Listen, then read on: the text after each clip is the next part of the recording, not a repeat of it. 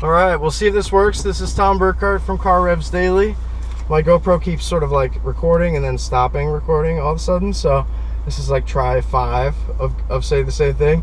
So really excited to drive the WRX with a stick because got a chance to drive it a few months ago, but it was the CVT automatic, which I was really impressed by, you know, how much of the WRX traits they've been able to retain in terms of you know, its fun demeanor and stuff, but felt like it didn't live up to its potential in terms of its overall speed.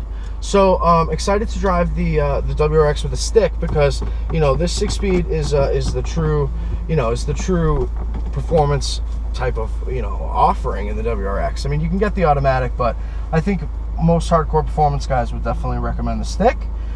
So, you know, and right on sitting down, I'm really excited with this car. It feels awesome and familiar, and also pretty new in good ways. So it starts up with like a big burble, and there's a lot of enthusiasm in just the general drivetrain, which is fantastic because this is an all-new engine, 268 horsepower, turbocharged boxer 4-cylinder, and the performance of this base WRX is outstanding. I mean, we're talking about 5 seconds to 60 miles an hour, which depending on the surface and who's doing the launches, you know, is neck and neck or maybe a few tenths behind the more hardcore and much more expensive WRX STI.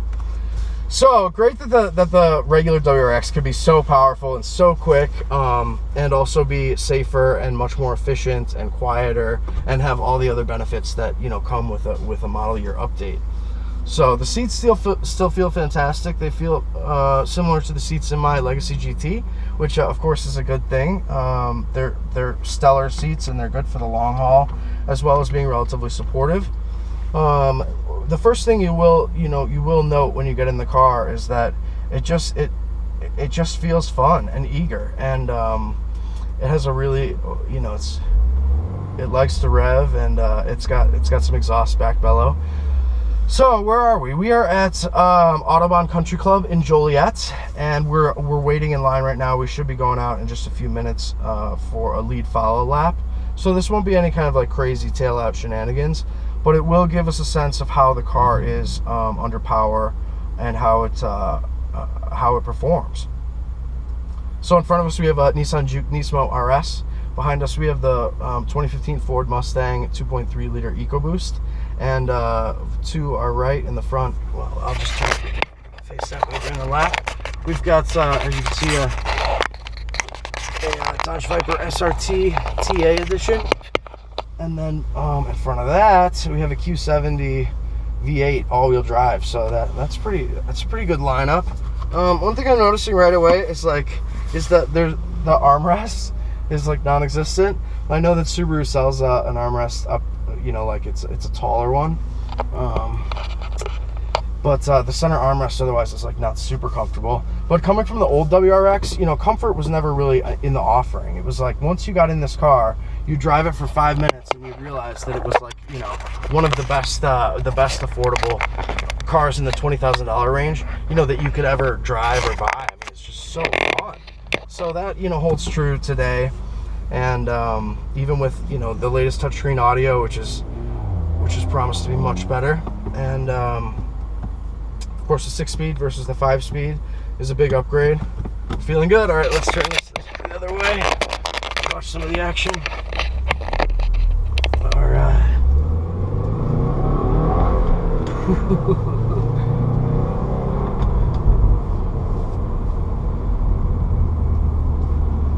So very eager, as you can see. I mean, right away, it feels like it has 100 more horsepower than the WRX CVT, which felt like, if I'm being honest, like it didn't feel quick enough. So, whereas this feels much more like the STI. Sounds more like it too. It's got a throatier exhaust, and still fun and fluffy handling. You know, for a car with so much power and so much grip, I mean, the WR, in terms of the all-wheel drive grip, the WRX has for many years been pretty softly sprung.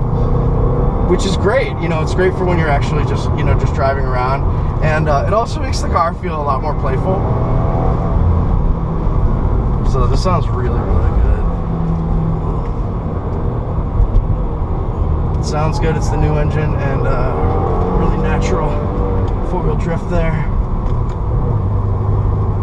Shifter is snicky. Did you hear it snicking there? It's got torque even in 4th gear.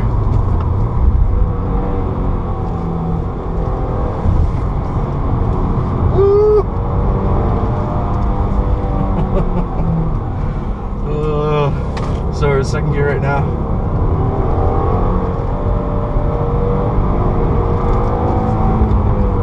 And that Juke Nismo RS in front of us has a really hard time on this corner, on that corner in particular.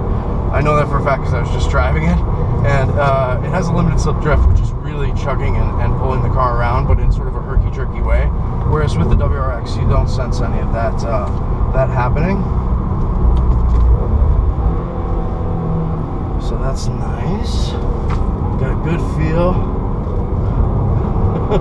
Felt the back going there a little bit.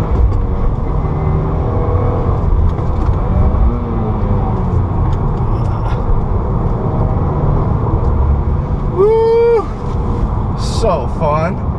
Feels really, really good. Take back everything I say about the new WRX, because this, I mean, it still embodies all the great traits of the best WRXs and the STI, but in a cheaper and affordable package. So this is kind of a 3rd gear track. 2nd gear's got it in the red line.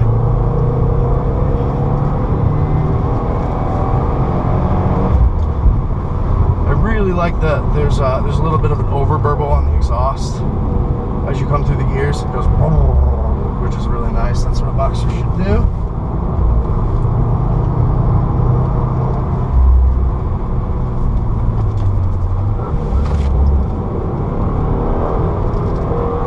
Rotating nicely. Easy tail out progression. Mustang behind us is having a really hard time in the corners, but is able to catch us in the straights. He's got a similar turbocharged setup as us, but doesn't have all-wheel drive, so can't really push as hard in the corners.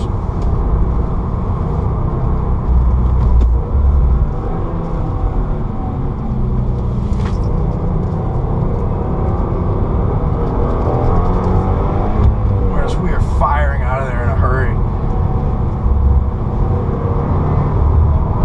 Woo! This car is fun. Yeah, so despite having all that all-wheel drive grip, you know, I think it would benefit from some bigger wheels and tires, which of course you can look into in maybe your 2nd or 3rd year of ownership. Maybe a +1 upgrade to like a 19-inch wheel, which the new WRX can now accommodate. Previously, it was only able to 18 inches was the biggest wheel and tire size that you could run. That is no longer the case. Really, really fun. Really fun. It sounds good. Feels fast. I mean, this car, but you know, you can definitely tell that it's going to be a lot calmer and more mature in terms of, you know, taking your girlfriend out on dates. I mean, you're not going to have to explain like why the car is like, you know, perhaps, you know, not exactly very luxurious. You know, in the WRX there was a lot of explaining for, you know, you had to explain why you had the car, and you almost wanted people to drive it, because, you know, after one block they would like totally get it. They're like, oh, well, this car is a total dreamboat. There's a dream, you know, it's turbo and all-wheel drive and fun as hell. But you know, you'd get in it and it was not as fun. So the new one is just as exciting. It has the LED headlights with a DRL accent, or excuse me, with just you know, has the new LED low beams and really looks good. I really like the new design, and I think any previous WRX owners who you know, maybe some days would have wished for a little more refinement will get their wish with this machine, but still be able to hold the great traits of the WRX sacred. All right, thanks very much. This is Tom Burkart for Revs Daily, and we'll talk to you guys soon.